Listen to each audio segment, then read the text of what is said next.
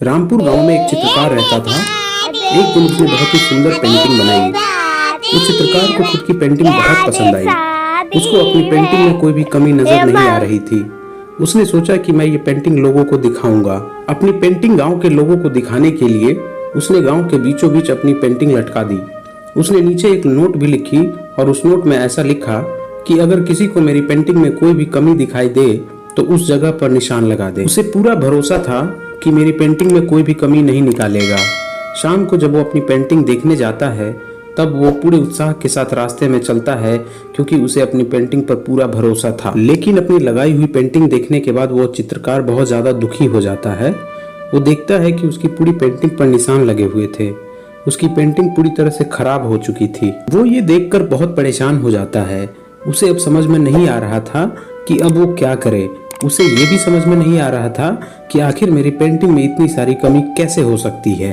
चित्रकार दुखी होकर अपने घर वापस जा रहा था। तभी रास्ते में उसे अपना एक दोस्त मिलता है। वो उसे दुखी देखकर उसे दुखी होने का कारण पूछता है। चित्रकार अपने दोस्त को ये सारी बात बताई। चित्रकार की बातें सुनकर उसका दोस्त जोर जोर से हंसने लगा और उसने कहा कि ये तो बहुत ही छोटी समस्या है। इतनी छोटी बात में तुम इतना दुखी क्यों हो रहे हो। चित्रकार ने कहा, अब तुम ही बताओ मुझे, अब मैं क्या करूं। उसके दोस्त ने उसे कहा कि तुम एक काम करो, कल फिर से एक पेंटिंग बनाना और आज की तरह ही उसे गांव के बीचों बीच लगा देना और नीचे नोट में ऐसा लिखना कि इस पेंटिंग में जिसको भी कमी दिखाई दे वो उसे सही कर देना। उस पेंटर ने अगले दिन ऐसा ही किया। शाम को जब उसने अपनी पेंटिंग देखी तो वो हक्का बक्का रह गया। उसने देखा कि उसकी पेंटिंग उसने जैसे पेंट की थी वैसी ही है।